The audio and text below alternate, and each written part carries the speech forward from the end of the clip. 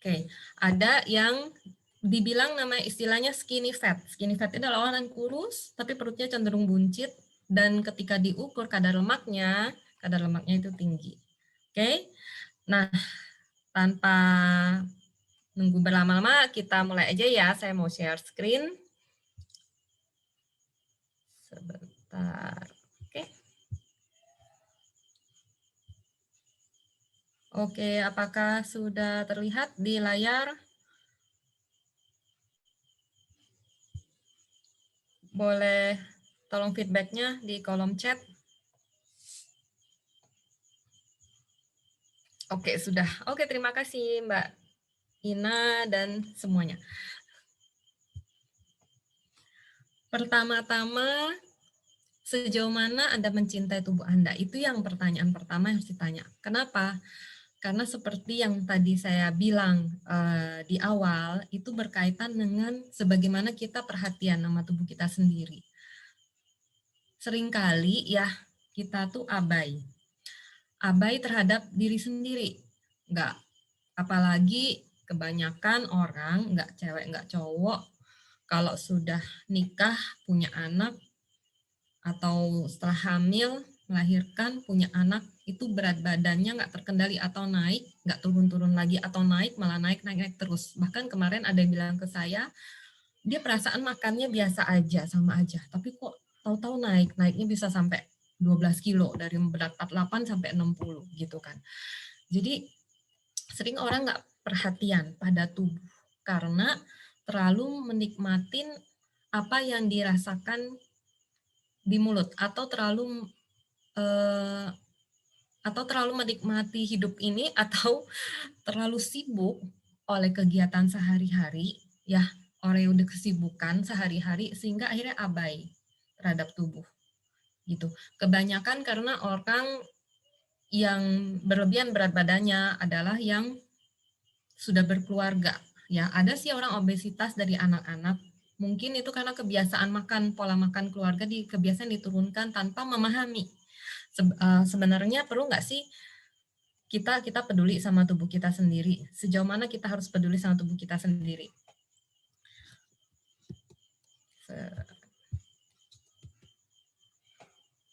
Nah, ini yang tadi saya tanyakan, kenapa kita harus perhatian sama lemak? Lemak ini sebenarnya kita perlu banget di tubuh, karena kalau teman-teman pelajari dari kecil kan kita belajar nih 4 sehat 5 sempurna. Salah satu unsur yang terpenting adalah lemak. Karena lemak itu adalah cadangan energi pertama. Terus lemak itu sebenarnya dia melindungi organ vital kita. Kalau misalnya kita nggak sengaja kena benturan atau organ vital kita tuh lindung sama lemak. Tapi kalau berlebihan itu berbahaya. Nah, yang berlebihan ini yang biasanya sering nggak disadari nih. Dan lemak ini sebenarnya bisa diukur. Cuma pengukurannya harus dengan alat timbang tertentu. Nah, ini yang kita nggak tahu. Saya juga nggak tahu sebelumnya. Saya baru tahu belakangan ternyata ada alat untuk mengukur lemak. Sebelumnya sekali saya dulu pernah diajakin orang, Bu, mau nggak tes berapa ukur lemak? Saya pikir itu bohong-bohongan aja. Masa sih lemak bisa diukur? Tapi ternyata benar ya, lemak itu bisa diukur. Dan kalau kita nggak bisa ukur secara angka di timbangan, kita juga bisa ngukur sebenarnya secara manual. Teman-teman kalau ngukur, coba jengkal jari ya. Kalau misalnya pinggangnya sudah lebih dari 4 jengkal, itu artinya lemaknya sudah melebihi yang seharusnya. Atau gampangnya sebenarnya kita bisa lihat kan ya, ukuran badan kita kalau di cermin itu perut tuh kelihatan gede, bergelambir apa enggak gitu, buncit apa enggak. Kalau itu udah jelas pasti lemaknya berlebihan, karena teman-teman bisa lihat seperti yang digambar ini. Kalau misalnya lemaknya itu nggak begitu tinggi, perut itu cenderung ramping. Kalau yang seperti gambar mungkin yang ini nih adalah atlet-atlet binaraga. Kalau atlet binaraga memang rata-rata lemaknya itu karena olahraga ya, digempur, itu rata-rata memang kecil sekali fatnya. Tapi kita biarpun yang olahraganya minim atau nggak olahraga, itu juga tetap terlihat gitu. Memang olahraga itu salah satu cara untuk membakar lemak, dan ini masih belum jadi kebiasaan orang banyak, terutama di Indonesia. Sebenarnya nggak di Indonesia aja ya, tapi kita cerita untuk teman-teman kita yang di kalangan ini ya, di Indonesia ya, itu belum banyak. Nah, teman-teman bisa lihat, semakin tinggi lemaknya, yang kelihatan semakin gede di bagian mana? Di perut, gitu. Perut duluan.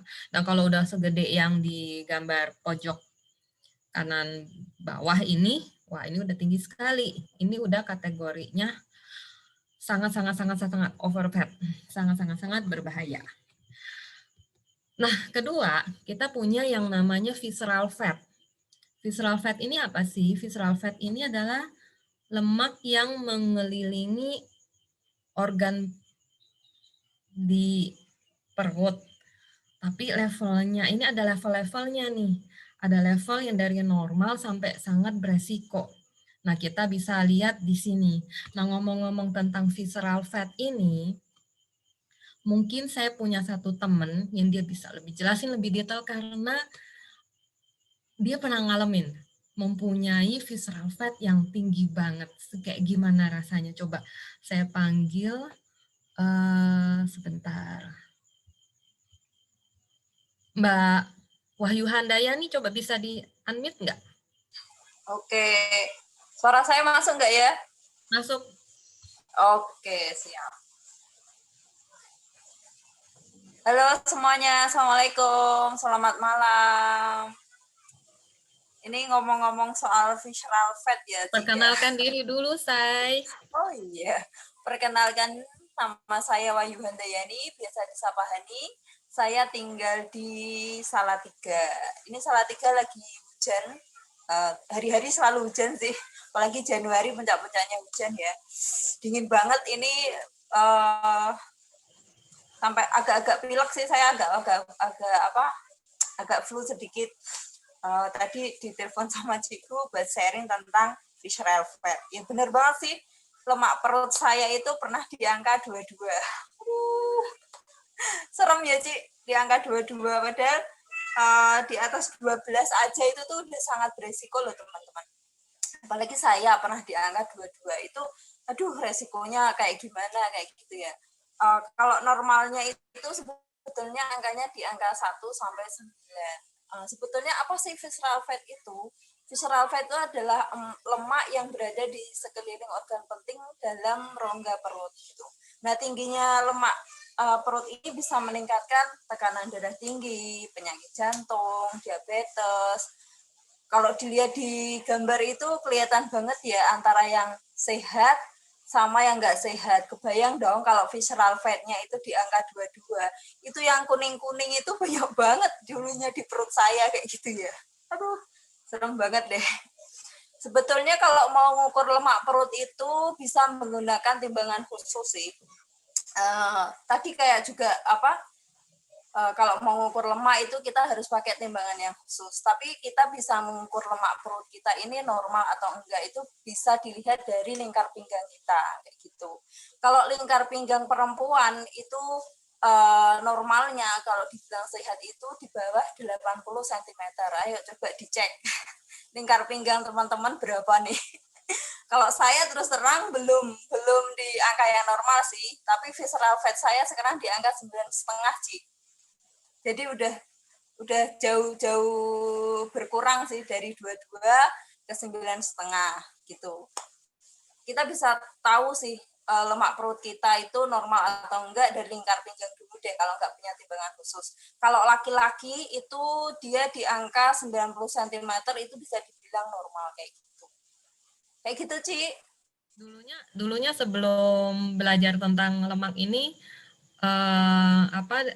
dirimu nggak cuek aja ya, nggak ngerti kalau visceral fat-nya setinggi itu, bahayanya apa, perut sampai sebesar itu. Nggak tahu kalau kayak Ci Yuli ini kan emang nggak mengalami obesitas ya. Sementara kalau saya tuh mengalami obesitas. Kurang lebih saya obesitas itu berarti seumur anak saya yang kedua itu udah 19 tahun mengalami obesitas gitu. Jadi kayak udah biasa aja gitu, nggak ngerasa berbahaya kayak gitu kan. Sampai akhirnya ya ketemu timbangan itu juga, saya belajar, saya dikasih tahu juga gitu sama mentor-mentor di sini bahwa bahayanya lemak perut itu seperti ini kayak gitu. Kita nyimpan lemak, kita sudah mendolimi. Kalau saya selalu bilang mendolimi tubuh kayak gitu ya. Saya baru nyadar gitu bahwa lemak perut yang kayak gitu tuh sangat berbahaya. Bukan cuman baju yang nggak muat, tapi bisa berakibat kepada masalah-masalah kesehatan kayak gitu sih. Terus waktu pertama kali kamu timbang, terus tahu timbang 22, perasaan kamu gimana? Saya kayak apa ya, waktu itu sama Cing gitu, kayak kalau nggak salah sama Cing itu di mana, di kantor itu kan nimbang itu. Dua-dua, saya kayak wow, kok serem banget ya. Kayak saya tuh kayak kayak ngeri sendiri gitu loh, sama langsung auto lihat apa perut saya, lemaknya banyak banget, berarti serem gitulah. Saya dulu pernah dengar teman saya di angka berapa ya, 7 atau 9 aja sih udah bilang tinggi amat, atau di angka belasan gitu. Ini dua-dua benar-benar takjub, tapi keren banget dari hasil program yang kita jalanin ini ya, yang akan kita ceritakan ini, dirimu bisa berhasil sampai 9,5 ya, berarti sebentar lagi udah mendekati angka normal. Betul ya? Amin. Semangat. Nah, nanti apa sih akibatnya waktu itu sebenarnya kan dirimu sudah ada keluhan-keluhan. Nanti cerita lagi ya. Oke, siap. Oke, nah kita lanjut dulu. Jadi teman-teman bisa lihat bahwa kalau lemak tinggi itu dia membungkus organ. Jadi kebayang nggak sih? Ini contoh gambar yang di sini adalah jantung. Kalau jantung itu sehat, nggak kebungkus lemak kuning yang banyak, dia bekerja tentu akan lebih optimal, benar nggak? Jantung itu kan dia memompa darah untuk seluruh tubuh kita nih. Terus kalau misalnya kebungkus lemak, kerjanya kan jadi lebih berat. Kayak kalau kita kayak digandoli sesuatu, kita jalan kemana-mana lalu kayak digandoli sesuatu. Kita berat kan? Jantung kita sebenarnya ngalamin hal yang sama loh. Cuma karena di dalam mungkin juga kita nggak peka terhadap respon tubuh atau cuek aja atau saking terlalu sibuk oleh kegiatan sehari-hari, kita nggak cuek aja gitu kan, kita nggak nyadar gitu terhadap kondisi ini. Makanya sebenarnya teman-teman kalau sering banget mendengar orang tiba-tiba kena serangan jantung gitu, kebanyakan adalah orang-orang yang bertubuh besar gitu. Perhatikan nggak? Itu karena mungkin jantungnya sudah terlalu lelah. Jadi teman-teman benar-benar kembali ke slide yang pertama tadi. Seberapa penting kita perlu mencintai tubuh kita karena efeknya itu ke sana. Kalau misalnya kita nggak peduli, siapa lagi yang akan peduli? Dan kalau kita nggak peduli, coba pikirkan keluarga kita, pikirkan anak-anak kita. Kan kasihan. Kalau misalnya ibunya atau bapaknya tidak sehat. Betul kan? Oke, kita lanjut ya. Nah, selain tentang pengukuran lemak, pengukuran visceral fat, ada lagi yang disebut dengan BMI. BMI ini adalah Body Mass Index. Ini adalah salah satu metode juga untuk pengukuran lemak tubuh berdasarkan berat dan tinggi badan. Jadi kita bisa ukur, ada hitung-hitungannya, dan di sini ada ukurannya. Jadi teman-teman kalau mau hitung itu gampang banget. Di Google ketik aja kalkulator BMI. Atau rumusnya itu sebentar, kalau nggak salah tinggi badan dikali 2 ya. Terus berat badan dibagi dengan tinggi badan dikali 2. Kalau nggak salah seperti itu. Tapi gampangnya cari aja kalkulator BMI. Teman-teman nanti bisa ketik. Halo, halo. Ada suara siapakah di situ? Dewi Krishna. Krishna. Bentar, Dewi Krishna. Oke, sorry, intermezzo. Jadi teman-teman bisa ukur kategori BMI-nya sudah masuk di golongan normal, overweight, atau obesitas kelas 1, 2, atau 3. Ya, ketik aja di kalkulator BMI, itu cukup masukin berat badan kita sekarang, lalu tinggi badan kita, nanti akan keluar angkanya. Semakin tinggi angkanya, semakin beresiko artinya. Kalau misalnya masuk sudah overweight, apalagi obesitas, berarti itu sudah alarm bahwa kita harus mulai melakukan satu perubahan pada diri kita untuk menurunkan angkanya sehingga bisa mencapai angka normal. Nah, ngomong-ngomong nih, coba saya lihat sebentar. Oke, ini saya kasih contoh ya sekalian.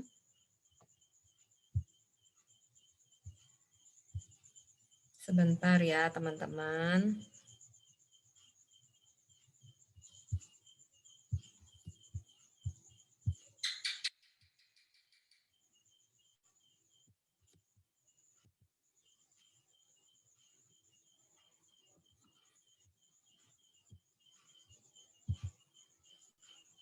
Oke. Ya, saya share screen lagi.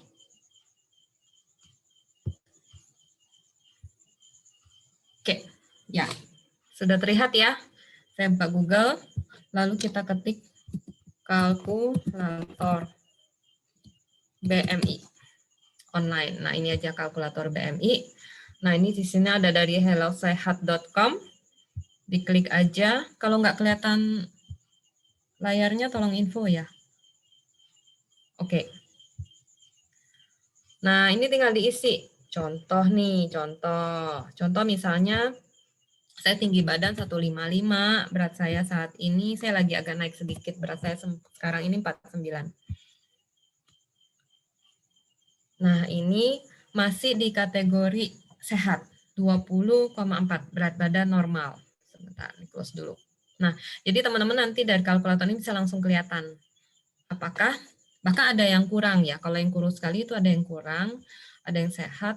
Jadi teman-teman bisa ngukur sendiri, misalnya kalau gitu berat badan ideal saya berapa ya? Saya kadang-kadang bisa kayak mainin, kalau saya masukin 50 masih oke nggak, masukin 51 masih oke nggak, masukin 52 masih oke nggak, kayak gitu. Kalau untuk tinggi badan 155, kalau nggak salah saya pernah masukin 51 atau 52 itu masih oke, tapi kalau buat saya udah nggak nyaman. Soalnya karena perut saya agak besar gitu. Jadi saya lebih suka kalau untuk saya, rasa nyaman saya itu di angka sekitar 47, 48 gitu. 49 ini sebenarnya udah agak berlebih. Makanya saya ini mulai lagi, mulai program lagi gitu. Oke. Nah, gitu. Cukup jelas ya teman-teman ya. Ini untuk kalkulator BMI. Nah, saya kembali ke screen yang tadi. Oke, kalau ada yang mau ditanyakan, silakan di kolom chat. Ya, oke, ini saya udah pindah layar. Apakah sudah terlihat? Saya next kalau misalnya belum. Sampaikan ya. Oke. Nah, yang ketiga adalah, ini yang kesekian. Body age. Body age ini lebih ke gini. Body age ini adalah ukuran usia tubuh kita, apakah sesuai dengan usia kita yang sebenarnya. Nah, ini cara ngukurnya gimana? Ini cara ngukurnya ini harus dengan timbangan yang tadi saya bilang itu. Jadi, teman-teman kalau tahu ada timbangan Omron atau timbangan sekarang ada timbangan digital yang juga bisa ngukur fat. Itu dijual sekarang. Teman-teman bisa cari. Dijual. Teman-teman yang itu yang bisa ngukur fat. Nah, biasanya itu udah lengkap. Sudah ada ukuran BMI-nya, sudah ada ukuran body age-nya, udah ada ukuran berapa kadar lemak tubuh, berapa kadar lemak visceral fat-nya, itu sudah lengkap semua. Gitu. Jadi kalau di situ kita akan lihat ukuran tubuh kita apakah sesuai. Kalau misalnya body age kita, umur usia tubuh kita lebih tua dari usia asli kita, berarti kita harus mulai olahraga rutin, ya, mulai olahraga rutin dan harus mulai mengurangi timbunan lemak di tubuh, gitu. Dan untuk yang biasanya rata-rata obesitasnya tinggi atau itu biasanya tinggi body age-nya. Nanti saya mau tanya juga sama Mbak Wahyu Hayandayani karena dia pernah sharing, saya ingat dia pernah sharing body age-nya itu dia di usia berapa. Oke ya. Nah, ini contoh pengukuran, teman-teman bisa lihat. Kalau misalnya umur 37, beratnya 74,9, wow ini tinggi banget, lemaknya 22, visceral fat-nya 11. Bayangin ini tinggi banget 11. Jadi saya nggak kebayang 22 tuh kayak gimana. BMI-nya 25,9. Nah, body age-nya 44. Jadi umurnya 47, tapi karena lemaknya tinggi, jadi body age-nya ini usia tubuhnya 44. Jadi dia terlihat lebih tua dari usia yang sesungguhnya. Gitu. Sementara teman-teman bisa lihat yang di paling bawah. Ini usia 36, tapi karena angka-angka lemah, visceral fat-nya bagus, visceral fat cuma 2 ya. BMI-nya bagus, body age-nya itu cuma 31. Seperti itu. Gitu. Nah, ini adalah contoh pengukuran yang teman-teman bisa lihat. Next. Nah, ini saya mau balikin lagi nih. 10 hal akibat obesitas. Teman-teman mungkin bisa baca di sini. Pasti banyak permasalahan. Nafas pendek, masalah kulit, nyeri lutut, asam lambung naik, ya, dan lain-lain. Teman-teman bisa lihat sini. Tapi saya mau dengar yang udah ngalamin secara langsung. Ayo kita panggil lagi yuk. Mbak Wahyu. Hai, hai. Udah masuk Ayo suara cerita saya dong. ya? Wah, ini ada yang obesitas level 2. Wow, Mbak Ningsih, udah waktunya nih. Iya, nggak nyangka kan kalau kita nggak pernah Mbak ngitung. Ningsih. Kita suka nggak nyadar, benar nggak? Benar ya, Mbak Betul, Wahyu ya? betul, Kamu betul, dulu nggak betul. nyadar kan, belasan tahun obesitas kayaknya cuek aja ya, kan apalagi sibuk ngurusin Cuek anak-anak. aja karena bertahun-tahun. Mbak Ari juga overweight, BMI-nya 24. Nah, cerita dong dulu, kalau kayaknya kamu pernah bilang waktu kamu visceral fat 22 itu body age kamu berapa? 66, 66. 66 tahun. Astaga, waktu itu usia berapa waktu ngecek itu? Waktu itu berarti usia saya 40 lah, 40 tahun. Nggak tahu, 40 tahun. Jadi menua lebih cepat ya. Artinya sebenarnya warning juga ya. Yes. Wah, Nah itu yang bikin serem juga, body age saya ternyata 66. Oh tidak, saya udah kayak nenek-nenek berarti tubuhnya gitu. iya, dan berarti artinya organ-organ segala macamnya juga sudah menua seperti orang usia Menua. 66 kan. Artinya Yes, rentan betul. banget sakit, Yes, betul. rentan banget. Aduh, untung ya. Itu Waktu itu kayak kamu, yang apa? Yang 10 hal akibat obesitas itu kayaknya semuanya deh dulu. oh ya, kamu ngalamin semuanya ini. Iya, nafas pendek kayak ngos-ngosan gitu kan. Gampang Kulit kan ngos-ngosan, juga ngos-ngosan, kulit kan kulit jadi kayak apa ya? Kayak kusam. apa ya? Kusam, Mm-mm. kusam terus kayak terlihat tua kayak gitu. Yang paling itu apa yang kalau yang paling saya alamin itu nyeri lutut, telapak kaki, sama asam lambung naik. Itu. Nah, sakit punggung ini juga saya saya tuh kalau bangun tidur itu dulu waktu obesitas yang parah banget itu, obesitas yang level 2 itu sakit, kalau bangun tidur itu sakit punggung gitu, jadi nggak bisa kalau misalnya langsung bangun gitu, nggak, saya harus bener-bener apa ya namanya, jaga dulu punggung saya, lutut saya, sama telapak kaki gitu biar nggak sakit kepanjangan seharian gitu. Kayak apa ya kalau orang Jawa bilang kayak keselireng gitu loh, Ci. Saya pikir ya itu mungkin karena saya kecapean mungkin ya, tapi ternyata itu juga akibat dari Nggak, kelebihan berat badan itu ngefek juga ke punggung, dan itu nggak nyaman banget kayak gitu.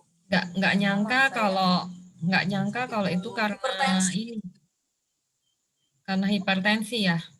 karena obesitas, nggak nyangka. Walah, Yes. jadi kan nenek-nenek beneran ya, jalan kudu hati-hati gitu ya. Yes, benar banget, nggak bisa yang apa namanya, jalan cepet ya nggak bisa karena kaki ya ini lutut apalagi lutut sih, lutut itu berasa banget ya sakit.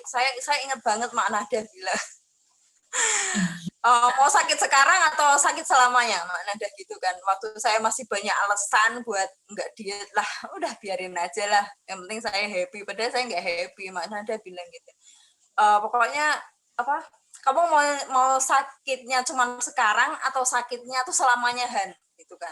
Akhirnya saya iya juga ya, kalau saya beralasan nggak mau olahraga, nggak mau jaga pola makan, ya saya akan sakit terus kayak gitu. Tapi saya nahan dulu sakit ini buat istilahnya awal-awal kan olahraga itu kan cuma di awal aja saya ngerasa berat gitu kan.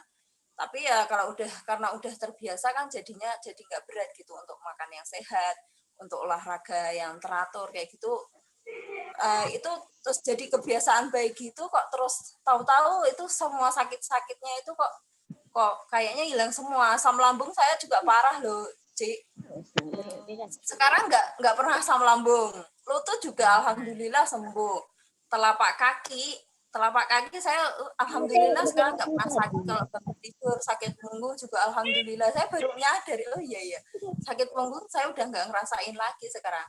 Depresi, obesitas ternyata bisa berdampak ke depresi loh, Ci.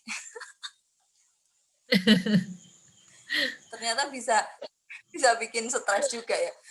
Lebih kepada apa ya? Stres juga karena sering kalau ketemu saudara atau ketemu teman gitu pasti yang dikomentarin kan, "Wah, saiki kok lemu mentol," kayak gitu. Padahal istilahnya kan kita juga aku tuh istilahnya udah ngurangi makan, aku makan cuma sekali. Lari pagi gini-gini tapi nggak kurus-kurus malah tambah gemuk. Itu bisa Karena untuk berakibat juga ke depresi ternyata. Iya, karena untuk turun berat badan sendiri sebenarnya nggak bisa ngasal, ada pakem-pakemnya ya. Waktu itu kamu nggak ada yang ngajarin, istilahnya begitu kan ya? Yes, betul. Nggak ada yang ngajarin, Nggak ada nggak ada mentornya. komunitasnya, akhirnya jadi nggak tahu caranya, nggak konsisten juga. Tapi waktu itu kayak kamu pernah cerita naik turun tangga juga setengah mati ya? Naik turun tangga. Aduh, nggak sanggup. Naik turun tangga nggak sanggup. Teman-teman, Nggak kalau sanggup, nggak misalnya sanggup. ada teman-teman di sini yang mendengar dan mengalami hal yang sama, cepat-cepat bertobat. Apa kata Hani biasamu? Jangan apa? Jangan Yes. zolim ya. Jangan dolim ke tubuh. Yes. Jangan mendolimi tubuh kita. Kenapa? Karena tubuh kita cuma ada satu. Satu. Nggak ada gantinya, cuma Oh ada iya, satu. body age saya sekarang udah 51 tahun, Ci. Wow, keren. Keren. Masih Masih agak tinggi lebih tua sedikit, sih tapi ya, masih tapi dari keren. umur Mm-mm, ya. mm-mm. Saya terakhir nimbang itu, visceral fat saya 2, saya nurunin dari 3 ke 2, itu juga lumayan perjuangannya. Terus body age itu juga nurun dari 36 ke 35 gitu. Padahal usia Oke. saya 42 gitu, teman-teman. Pokoknya kalau 42. Kita misalnya, seumuran kan. iya benar, benar, enak loh, keren deh pokoknya kalau misalnya Hani nanti kalau udah nyampe goalnya, pasti kita minta sharingnya lagi. Thank you Oke, ya Han. siap. Oke, kita, Sama-sama. kita lanjut ya teman-teman. Obesitas itu juga berkaitan dengan kanker. Ternyata resiko menderita kankernya banyak banget nih, macam-macam. Ini ada, kalau yang tertera di sini ada 10 macam kanker. Bahkan sampai kanker ovarium aja itu terkait dengan obesitas. Intinya adalah sebenarnya yang ini bukan nakut-nakutin ya, tapi ini adalah informasi yang mungkin kita sebelumnya nggak pernah tahu. Kalau sebenarnya resiko kita kalau overweight itu sangat-sangat tinggi. Bukan hanya sekedar darah tinggi, kolesterol, atau pegel-pegel badan, atau yang kayak tadi dialamin Hani, ngos-ngosan yang dia nggak nyadar kalau itu karena dia mengalami obesitas. Tapi kita juga bisa ngalamin macam-macam penyakit seperti ini, bahkan seperti kanker ini. Jadi ini adalah sebenarnya warning, jangan sampai kebablasan. Teman-teman yang ikut Zoom pada malam hari ini, mungkin benar-benar harus mendapat semacam alarm ya. Mungkin ini adalah pesan dari Tuhan kenapa diajak Zoom pada malam hari ini untuk lebih waspada terhadap kondisi tubuh kita sendiri gitu. Dan bagaimana cara mengatasinya? Oh ya, ini juga ini beberapa penyakit selain kanker, seperti tadi yang saya bilang, kena serangan jantung, ya tentulah jantungnya berat banget, ya kan? teman-teman contoh aja misalnya gini, yang punya anak ya, yang udah punya anak, coba anak umur misalnya 4-5 tahun atau 5 tahun, kita gendong di punggung terus-menerus, 24 jam tanpa henti. Gimana rasanya? Capek apa enggak? Saya yakin pasti capek, enggak usah 24 jam, beberapa jam aja pasti capek. Jadi bayangin lemak kita, kalau digandolin, jantung kita digandolin lemak begitu banyak, gimana rasanya? Kedua, saluran darah. Kolesterol itu kan karena ada tumpukan minyak di saluran darah. Saya suka nyontohin kayak gini.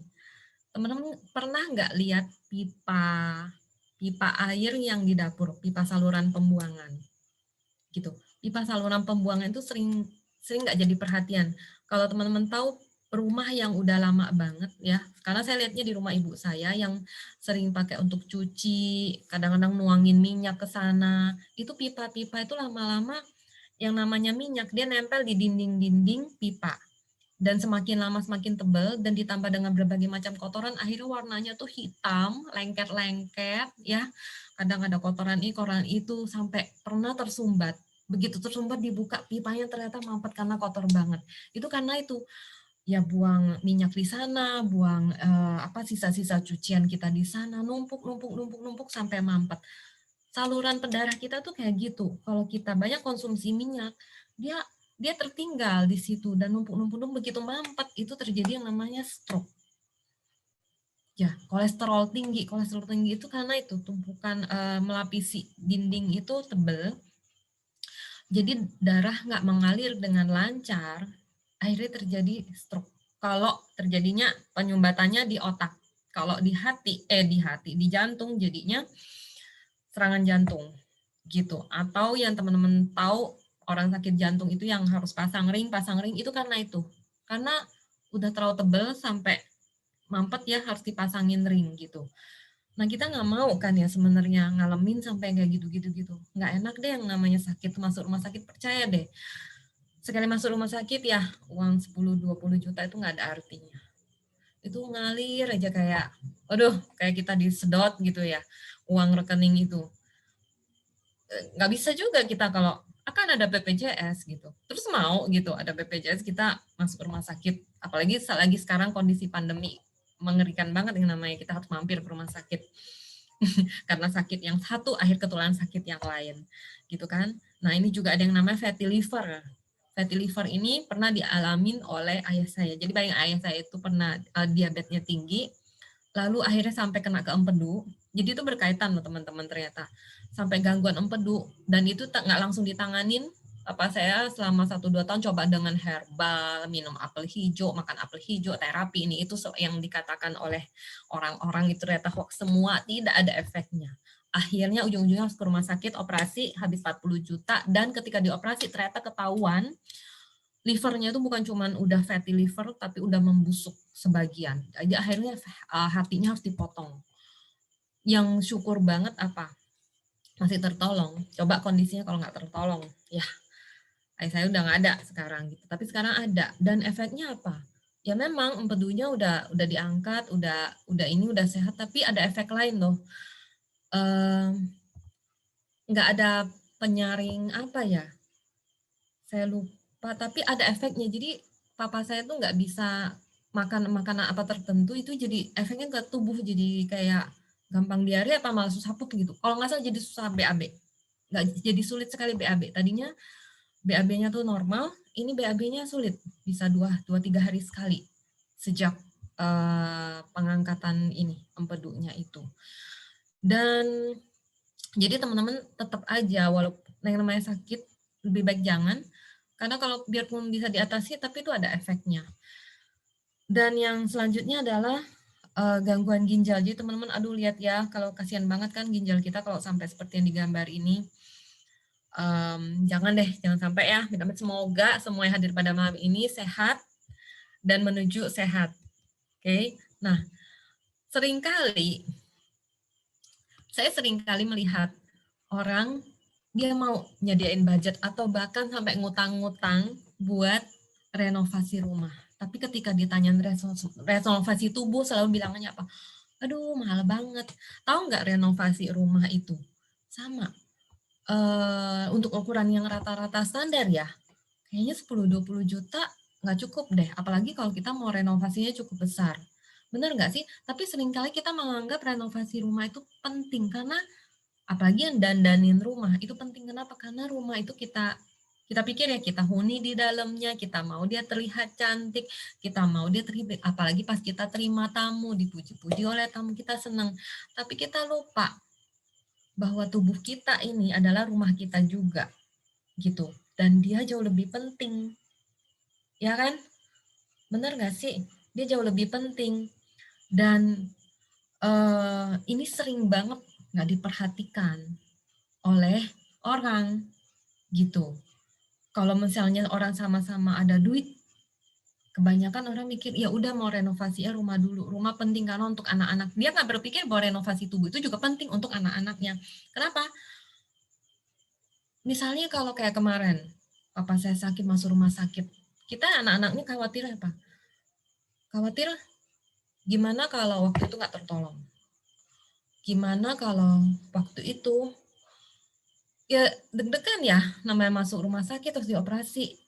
Kalau nggak bisa melewati fase kritis gimana? Atau misalnya waktu itu ternyata kondisinya udah nggak tertolong gimana? Saya harus kehilangan ayah saya waktu itu di usia berapa? Gitu. Dan coba pikirkan, itu terjadi sama kita, anak-anak kita yang terkena dampaknya. Iya kan? Saya nggak berharap gitu kan, tapi benar-benar ini harus dipikirin sama teman-teman.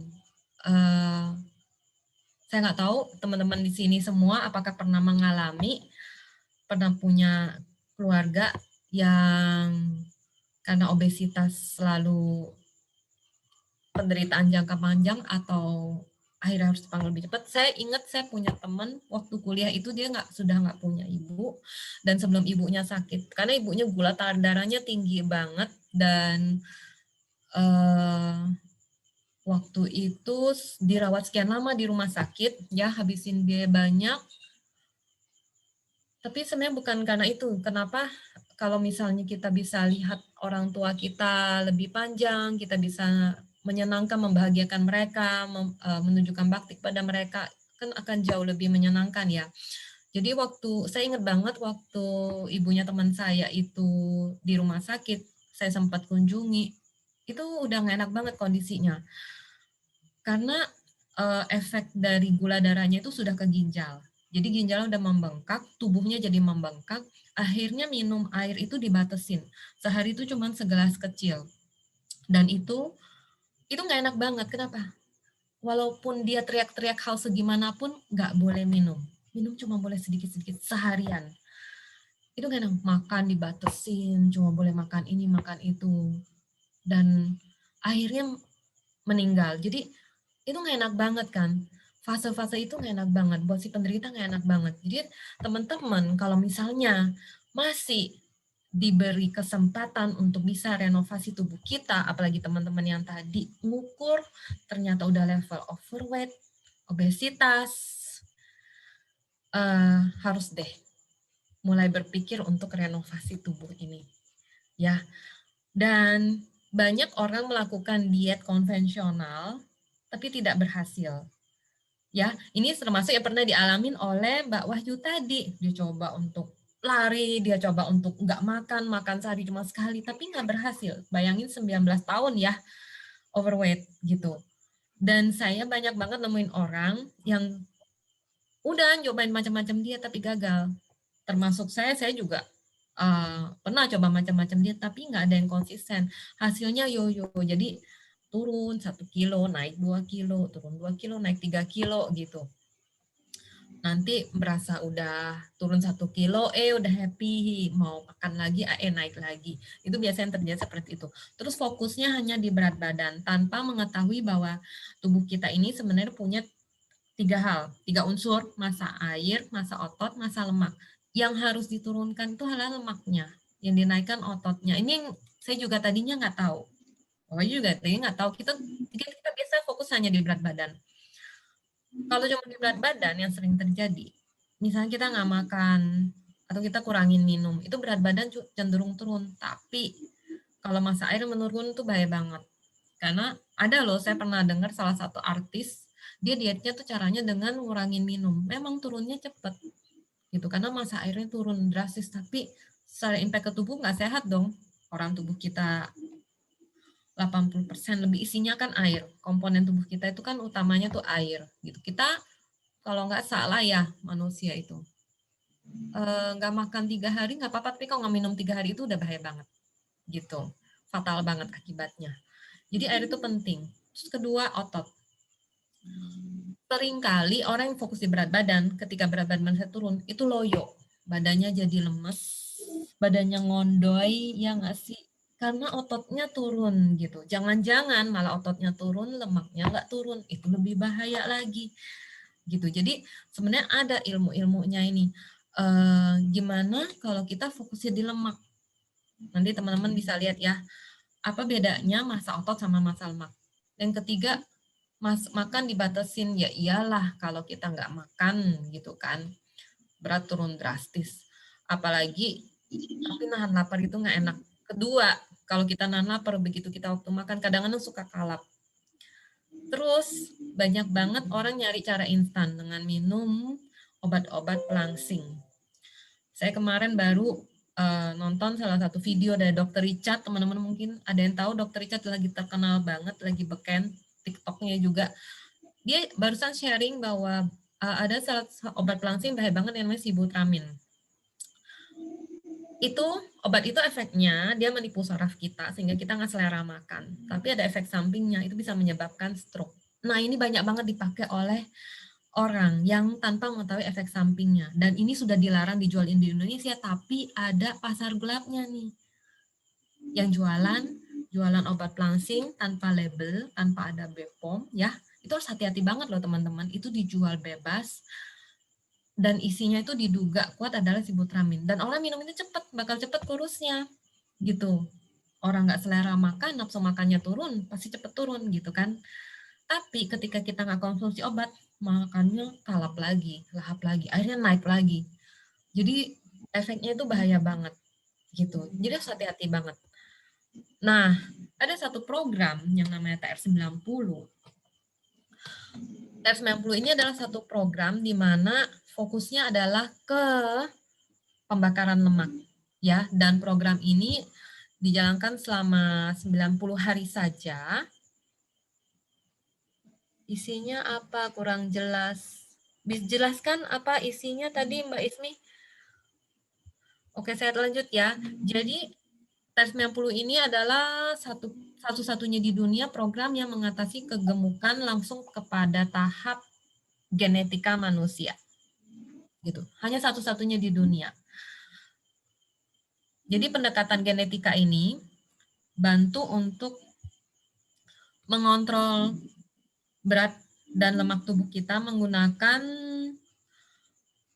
kalau keterangan di sini, sumber nutrisi alami untuk meniru aktivitas mereka. Gini, kan ada orang yang susah gemuk, ada orang yang gampang gemuk. Bener nggak sih teman-teman? Tahu nggak sih punya nggak teman yang dia makannya banyak tapi nggak gemuk-gemuk?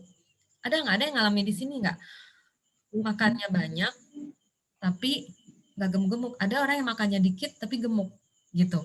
Nah ini ada kaitannya dengan genetika. Jadi genetikanya ini membaca yang kalau yang nggak gampang gemuk, yang cenderung kurus, setiap makanan masuk oleh si genetika langsung dibaca, oh makanan masuk ini diubah jadi energi, dibakar. Kalau orang yang gampang gemuk, dibaca oleh genetika makan masuk jadi lemak, makan masuk jadi lemak. Nah ini genetikanya ini diubah susunannya sama si TR90 ini ceritanya, gitu kan. Jadi genetikanya dari yang gemuk ini dibuat bahwa kalau ada makanan masuk, kamu nih ubah nih, kamu bakar jadi lemak. Kayak gitu. Dan mampu nggak TR90 melakukan itu? Mampu. Dan hanya 3 bulan. 90 hari itu kan cuma 3 bulan ya. Singkat banget. Jadi dibuat mirip ekspresi genetikanya. Kalau kita diet konvensional kan nggak akan mengubah genetika kan. Kita cuma mengubah pola makan sama ya itu yang hasilnya seperti tadi itu. Tapi di sini kita bisa. Dan di sini justru kita nggak boleh nggak makan. Di sini malah kita justru harus makan. Karena makan ini termasuk aktivitas tubuh membakar energi. Jadi tubuh ini harus bekerja, metabolisme ini harus bekerja. Kalau kita nggak makan, metabolisme itu menurun. Dan dia akhirnya nanti jadi malas bekerja. Jadi ketika masuk makanan, dia malah nggak bekerja, jadinya loyo. Teman-teman kalau misalnya kayak orang mager gitu kan males ngapa-ngapain ya. Begitu ada ngapa-ngapain, bawaannya loyo gitu. Tapi kalau kita yang biasa gerak, biasa gesit gitu kan, itu nggak jadi masalah. Nah, tubuh kita juga seperti itu, makanya kita harus di sini justru diharuskan makan tuh 3 kali makan dan 2 kali snack, bukan 5 kali. Malah nggak boleh nahan lapar di sini gitu. Selain mengurangi efek jadi kalap. Saya susah gemuk. Oke. Nah, di sini kalau TR90 fokusnya menghilangkan lemak dan mempertahankan massa otot. Ya, teman-teman bisa lihat kalau otot-otot yang bagus ya kan, sudah baik, massa ototnya baik, lemak tuh otomatis dia akan turun. Kalau produk lain atau diet yang biasanya itu biasanya menurunkan ketiganya, nggak memperhatikan unsur lemak. Jadi ini yang benar-benar difokuskan adalah lemak. Karena ketika lemak sudah teratasi, masalah lemak teratasi, tubuh itu akan menyusut dengan sendirinya. Nah, ini konsumsinya singkat aja. Kalau buat saya ini singkat banget karena saya tahu ada orang yang harus jatuh bangun dalam diet itu bertahun-tahun dan nggak berhasil gitu kan. Sementara ini singkat banget, cuma 90 hari. Setelah itu tinggal ngikutin pola makan yang sudah diajarin selama 90 hari. Cuma itu aja gitu. Jadi ini memang ada suplemen-suplemen pendukungnya dan suplemen ini semuanya isinya herbal. Isinya herbal.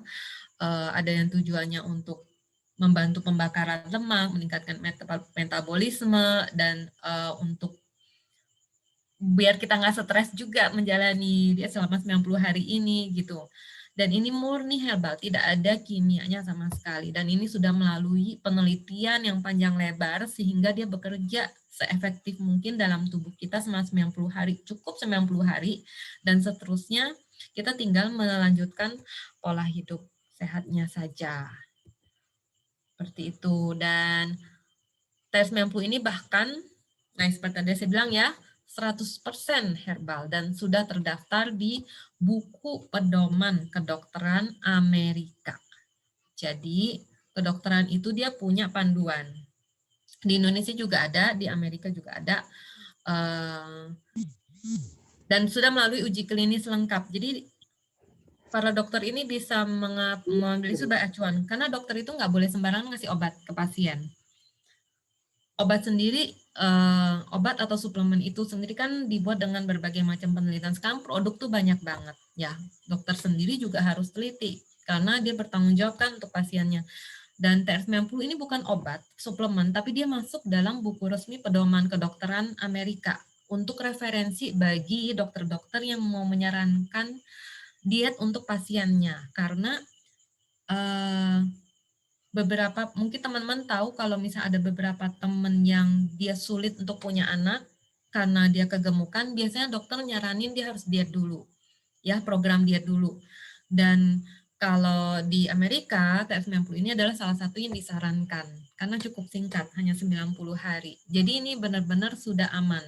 Kalau sudah terdaftar seperti ini, itu benar-benar adalah aman untuk kita konsumsi, nggak ada efek sampingnya. Nah, ini yang PDR ya. Jadi teman-teman bisa cek nih. Ketik aja pdr.net, ketik TS90 nanti akan muncul keterangannya. Dan TS90 ini nggak perlu dengan olahraga berat, nggak perlu yang kita jadwal nge-gym seminggu 3 kali, yang harus pakai trainer, nggak perlu juga yang kita dengan makanan yang harus mahal-mahal, yang biji ini, biji itu, yang organik, yang apa segala macam, yang kita bingung belinya di mana, enggak, gitu kan. Olahraganya juga simple aja, kita bisa lakukan di rumah, ya. Ini contoh alat yang, ini alat, saya nggak tahu namanya, tapi ini dijual kok, dijual bebas. Seperti kalau untuk ngangkat beban, tapi menggunakan hanya ini tali yang bisa melar ya, atau macam-macam sih. Kalau nggak mau pakai alat, kita Body juga trimmer nih. body trimmer ya. Oke. Lalu ada juga, thank you, Hani. Ada juga kita bisa pakai Ata-Bata. Sekarang video YouTube tuh banyak banget. Kalau teman-teman dia nggak sempat tuh olahraga, masa 5 menit aja nggak sempat luangin waktu. Bisa dengan ngeplank, ngeplank itu cuma 1 menit malahan. Ngeplank, bisa dengan sit up itu cuma 5 sampai 7 menit, atau nggak lakukan Tabata. Tabata itu cuma berapa ya, 4-5 menit doang gitu. Ada videonya lengkap di YouTube, mau aplikasi juga ada gitu. Jadi nggak ada alasan untuk kita nggak bisa ini ya, namanya nggak bisa olahraga. Dan olahraga, kenapa sih olahraga harus penting ya? Ada banyak yang nanya sama saya, kalau nggak pakai olahraga bisa nggak? Alasannya macam-macam tuh, nggak punya waktu. Padahal kalau ditanya sebenarnya dia cuma males doang, ya nggak sih? Gitu. 5 menit aja deh luangin waktu. Kenapa? Karena itu penting untuk pembentukan otot dan membantu pembakaran lemak. Jadi kita ketika menyusut berat badannya, lebih shape juga badannya gitu. Dan tahu nggak kalau TR90 ini bukan untuk orang gemuk aja, tapi untuk orang kurus juga. Ini beneran, karena saya punya temen, suaminya itu obesitas. Ikut program TR90 berhasil, fatnya turun, berat badannya kembali ke turun ke ideal. Sedangkan teman saya ini yang perempuan, selesai suaminya program, dia program. Teman saya obesitas nggak? Enggak. Orangnya kecil mungil gitu kan, beratnya cuman 42 atau berapa ya, tapi fatnya ternyata tinggi. Karena waktu suaminya ngukur, dia ikut ngukur, dia kaget. Dia kurus, tapi ternyata ukuran fatnya tinggi, melebihi dari, waktu itu kalau nggak salah hampir 29%.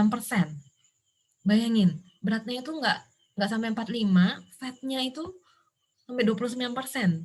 Tinggi banget ya. Waktu itu karena suaminya timbang, dia akhirnya iseng ikut nimbang. Dan akhirnya selesai suaminya selesai program, dia ambil program yang sama. Dan saya tanya, waktu itu hasil gimana? Baru jalan 50 hari itu, fatnya turun sampai ke angka 24%. Dan lucunya apa? Berat badannya malah naik. Jadi dia akhirnya punya postur tubuh yang ideal. Berat badan naik ini karena massa ototnya naik. Nah, teman-teman bisa lihat di sini, lemak 2 kilo sama otot 2 kilo. Beda banget kan secara volumenya. Secara timbangan sama-sama 2 kilo, tapi volumenya beda. Itu sebabnya kita nggak boleh patokan pada berat badan. Makanya kalau di TAR 90, bukan cuma ngukur berat badannya aja, tapi kita juga ngukur lingkar pinggang, lingkar paha, lingkar lengan, gitu. Karena bisa aja beratnya tetap, tapi lingkar-lingkar itu menyusut. Itu artinya program ini berhasil, lemaknya menurun, ototnya yang naik. Seperti itu. Gitu. Keren banget deh pokoknya nih. Nah, ini ada beberapa testimoni dari Pak Nasrullah. Nasrullah, ini angka-angkanya ini ya kita. Ini. Oke, mungkin nih berat 73, tapi apa nih, body age-nya 42, waktu itu usianya berapa nih, kesini kelihatan nggak ya? Nggak kelihatan, oke kita lihat gambar aja ya. Ketutupan gambarnya. Ini ada Bapak di sini ya, yang ketika baru punya anak, mulai gemuk-gemuk, Pak Roni ini. Dan ketika selesai 90 hari, shape badannya kelihatan ya, sudah lebih berbentuk. Nggak berotot-otot kayak Aderai gitu kan, tapi shape-nya sudah jauh lebih baik. Perutnya rata kan, lurus, nggak gelembung di tengah. Terus, nah ini yang sebelum dan sesudahnya. Ini ada Pak Nasrullah sama rekannya. Nah, teman-teman bisa lihat, walaupun berpakaian bisa lihat ya, karena biasanya apalagi laki-laki penyakitnya biasa di perutnya buncit. Nah, di sini yang setelah 40 hari, belum selesai, baru 40 hari, perutnya sudah jauh lebih ramping. Nah, ini bisa terlihat, nah kelihatan banget kan, dari hari 0, hari ke-30, hari ke-60. Gitu. Tanpa kita melihat berat badannya berapa, tapi kita lihat dari bentuk badan, kelihatan bahwa ini pasti lemaknya menyusut. Ya, nah ini yang perempuan. Perempuan kelihatan kan? Teman-teman perhatikan nggak?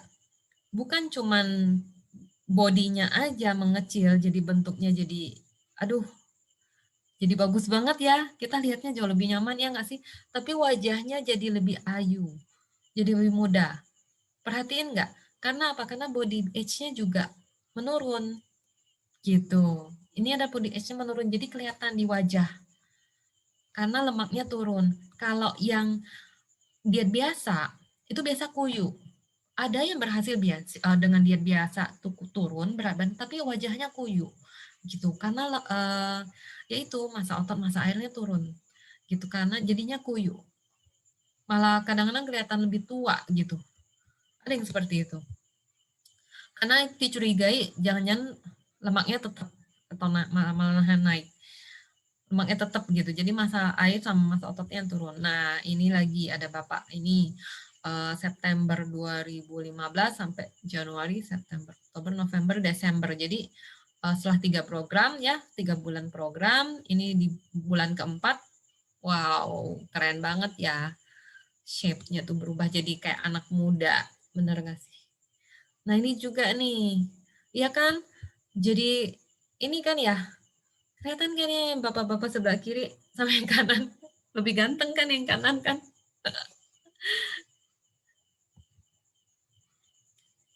Nah, ini ada salah satu teman kita juga nih yang dari Makassar, ini juga sama gitu. Teman bisa lihat lah di sini perbedaannya seperti apa. Wow, ini yang dari ini orang Korea nih, Kang Byung-jin. Dan ini benar-benar yang olahraga ini pembentukan otot. Beda jauh banget ya, jadi kayak artis kan ya, artis Korea. Jadi lebih muda, lebih fresh. Ini juga ada challenge-challenge-nya. Nah, seperti ini gitu. Nah, ngomong-ngomong ini selipin dikit ya. Ada peluang bisnisnya juga. Sebenarnya bukan peluang bisnis, tapi teman-teman yang rata-rata sudah mengikuti program ini biasanya ditanyain sama saudara-saudaranya, bener nggak? Bahwa yuk aja banyak sekarang ditegur sama teman-temannya kalau yang baru ketemu. Kok sekarang langsing? Gitu. Biasanya orang tanya, program apa, pakai apa, dietnya diet apa, biasanya ditanyain begitu. Apalagi yang berasanya kayaknya baru ketemu belum lama ini, kan 3 bulan itu sebenarnya nggak lama, toto ketemu, pakai apa? Nah, ini bisa jadi peluang kita banget. Kalau kita udah berhasil dengan programnya, kita tuh bisa kayak menjual diri kita gitu kayak orang-orang yang nanyain pakai apa sih, dan karena kita sudah membuktikan itu kita gampang banget untuk bisa berpeluang juga memanfaatkan ini untuk mendapatkan uang, apalagi teman-teman di zaman pandemi seperti sekarang ini ya. Kalau ada peluang dapat duit, kenapa kan ya, jangan sampai ditolak gitu kan. Nah ini obesitas, jadi rata-rata obesitas itu semakin lama semakin tinggi. Ini datanya memang sudah kurang begitu valid, tapi di data yang terakhir juga meningkat di banyak negara, terutama di negara berkembang itu meningkat angka obesitasnya. Ternyata yang dikontrol otot. Oke, terima kasih Mbak Ningsih responnya. Nah, saya kira begitu saja untuk sharing pada malam hari ini.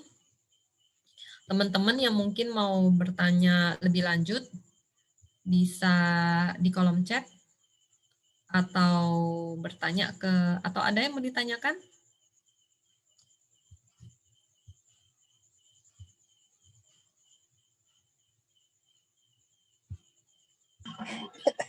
Iya, selamat malam. Boleh tanya langsung nggak?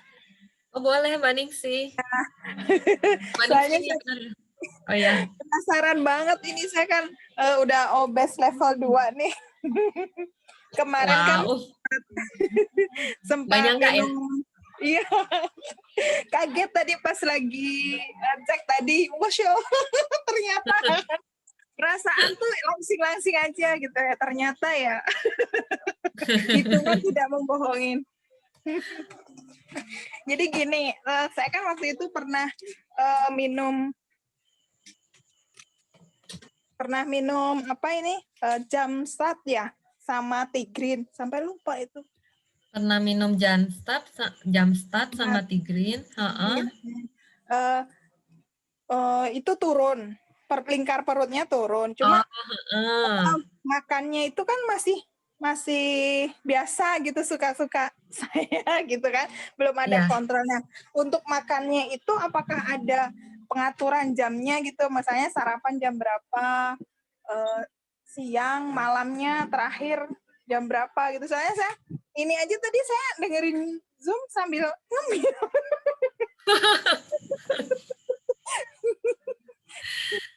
Iya, Kalau itu aja sih. Makasih. Oke, ya, terima kasih Mbak Ningsih. Jadi kalau pengaturan jam makan ada, karena gini, salah satu kunci diet berhasil, entah mau kurus atau mau gemuk, itu jam makan harus teratur. Jadi nggak boleh perasaan pengen makan, makan, perasaan nggak pengen makan, nggak makan, atau semuanya, nggak bisa. Jadi makanan itu harus, jam makan itu harus teratur, itu nomor satu ya, penting dulu jam makan harus teratur. Misalnya kita udah tentuin sarapan misalnya jam 7, makan siang jam 12, makan malam lagi terakhir jam 7, oke?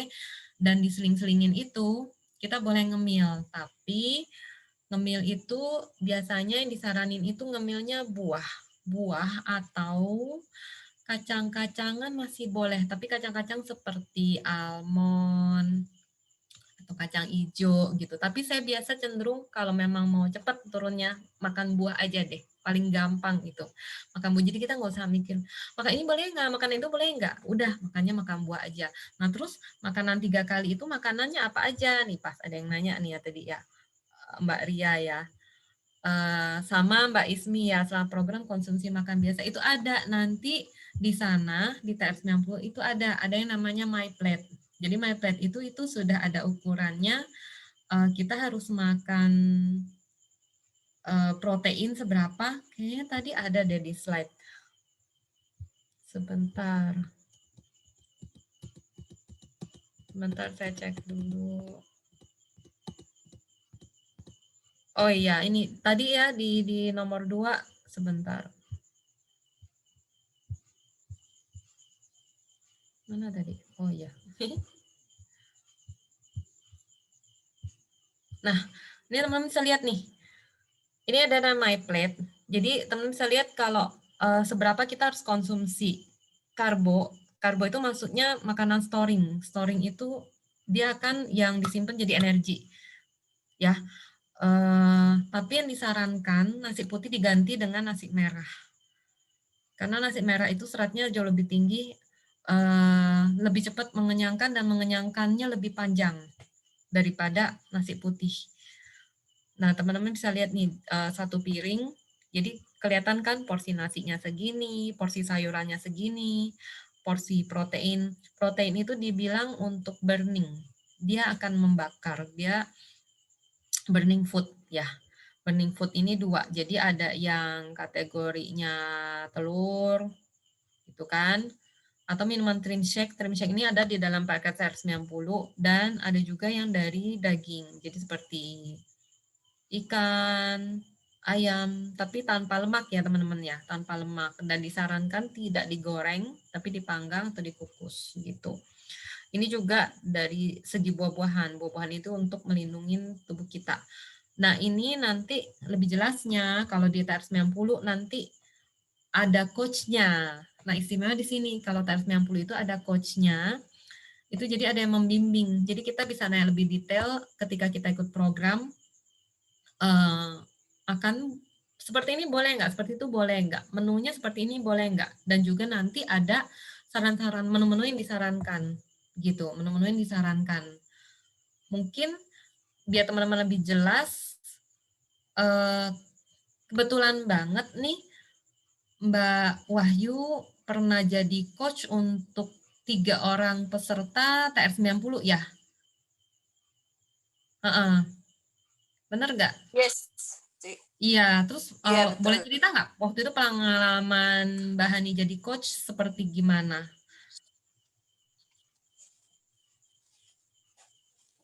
Jadi berasa Untuk kan ya waktu pengalaman, kita diet tanpa coach sama dengan ada coach itu beda banget ya. Waktu ada coach itu yes, kan kayaknya lebih ada yang membimbing gitu ya, ada yang ngingetin, betul ya? Ya, ada yang bisa diajakin ngobrol, misalnya, aku makan ini boleh nggak? Aku tadi udah olahraga ini, udah bener atau belum? Kayak gitu.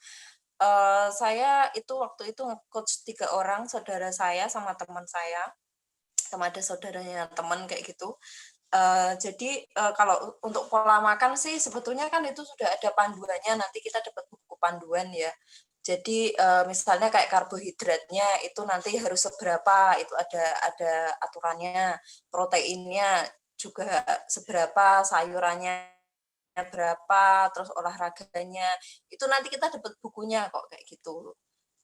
Terus, saya senang banget waktu itu sama, eee, kondisi kesehatan mereka yang saya coach itu. Ini ada teman saya, yang di Depok itu, si Uul itu, dia itu kan, selama bertahun-tahun itu mengalami yang namanya kesemutan, Ci. Jadi tangannya itu kesemutan gitu, dia udah berobat ke mana-mana, udah terapi kayak gitu tuh nggak sembuh-sembuh. Nah, dia konsumsi TR90 itu baru 10 hari dia cerita ke saya, "Han, kok aku sekarang udah nggak kesemutan ya?" Kayak gitu. "Apa mungkin ini efek dari TR90?" Kayak gitu kan. Saya bilang, "Nah, kalau TR90 itu kan tadi yang dibilang sama Ci Yuli yang di poin pertama ya, bahwa itu kan, kerjanya itu ke level genetika manusia, yang diperbaiki adalah tubuh kita dulu," kayak gitu. Terus si Uul juga cerita bahwa dia tuh kan rumahnya tingkat ya, Cik, ya. Dia naik turun tangga itu sebelum TR90, naik turun tangga itu 1 hari paling dia cuman betah itu 3 kali aja. Jadi kalau misalnya dia udah di atas, ya di atas terus, kalau di bawah terus, kayak gitu.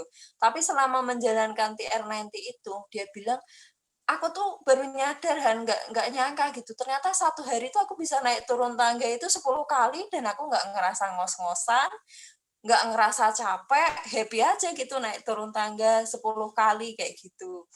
Terus yang satu lagi saudaranya suami itu, Mbak Sasa itu, dia tuh vertigo, Ci. Dia vertigo, terus kayak tengkuknya, terus, kayak asam lambung juga kayak gitu tuh dia sembuh gitu. Yang utama dia bilang, berat badannya tuh nggak yang langsung turun drastis gitu, enggak, cuman dia merasa bahwa kesehatannya itu jauh lebih baik gitu. Di awal-awal itu dia ngerasa, "Kok, berat badan nggak turun-turun ya? Dalam 1 bulan tuh cuma turun 1 kilo, tapi aku merasa jauh lebih sehat." Itu yang bikin lebih happy gitu. Karena apa? Mereka kan lama tuh sakit kayak gitu ya, udah terapi, udah minum obat lah, udah macam-macam gitu. Tapi, ikut TR90 ini kan sebetulnya bukan nyasar ke kesehatan menurut mereka, "Aku mau nurunin berat badan nih dengan TR90," kayak gitu kan. Ternyata, bukan berat badan yang turun, body age-nya yang turun, visceral fat yang turun, tapi kesehatan mereka juga semakin baik. Itu yang bikin saya happy, mereka happy, kayak gitu, Ci. Efeknya dahsyat dan rasa happy itu yang kayaknya nggak terbayarkan ya. Karena rasa nggak nyaman Yes, di betul tubuh betul. itu saya yakin pasti rasanya luar biasa banget. Karena nomor satu, kayak orang Yes, bilang benar itu benar-benar jadi quote ya. eh, Uang bisa beli obat, tapi uang nggak bisa beli kesehatan. Benar nggak sih? benar benar benar banget. Ya, tapi efeknya di TAR 90, kayak yang tadi dibilang, tujuannya sebenarnya mau karena merasa obesitas ikut program, tapi ternyata Bahagia. dia nggak nyangka bahwa efeknya ternyata adalah wow, naik turun tangga 10 kali jadi enteng, terus keluhan apa sakit di tengkuk, vertigo segala macam juga berkurang, keren banget. Nah jadi Sembuh. teman-teman ini deh apa namanya coba-coba untuk ini kebetulan banget karena bulan ini kalau misalnya mau ambil paket TR90 itu masih dapat hadiah. Bener kan ya? Kita kan masih ada program Expo. Jadi masih dapat hadiah ya. Bener ya Han ya? Ada Yes, hadiah yes, benar. hadiah Hadiahnya banyak banget. hadiahnya banyak banget kita bisa dapat karena kita bisa ikut program Enjoy juga. Jadi dapat cashback-nya, dapat hadiah Enjoy ya, liquid body Yes. balm enhancer, terus dapat hadiah expo, dapat tas sama 1 set alat makan. Wah, hadiah bulan ini lagi luar biasa deh, lagi banyak banget. Kemarin saya ada ngirim 1 paket ke temen juga, dia bilang kayak buka harta karun, kok dapat hadiahnya banyak banget. Terus yang TR 90 bulan ini lagi dapat free 1 paket life pack Satu paket life pack harganya lumayan loh. Ya kan? Kurang lebih 700.000 Yes. ya. Mm-mm. Itu Dapatnya 2 box ya, ya 2 box gitu, life pack. 60 kaset itu dapat life pack loh yang khusus bulan ini aja, khusus bulan ini. Jadi teman-teman silahkan ya yang ingin tahu lebih lanjut nanti hubungin aja ke orang yang mengajak teman-teman masuk ke Zoom pada malam hari ini. Oke, saya kira gitu aja sharing saya pada malam hari ini karena ini sudah cukup lama, kurang lebih 1,5 jam ya nggak berasa ya karena asik juga ngobrolnya. Makasih banyak Mbak Wahyu yang udah sharing pada malam hari ini, udah sharing testimoni pribadi, juga testimoninya sebagai coach, pengalaman dari orang yang dibimbing. Dan juga terima kasih Sama-sama kepada Ci. teman-teman semua yang sudah hadir pada malam hari ini. Ya, jika ada pertanyaan lebih lanjut, silahkan bisa lanjut kepada orang yang mengajak masuk ke grup ini ya, teman-teman ya. Semoga apa yang saya jelaskan pada malam hari ini bisa mencerahkan kita untuk lebih mencintai tubuh kita sendiri ya. Salam sehat semuanya dan selamat malam. Dadah.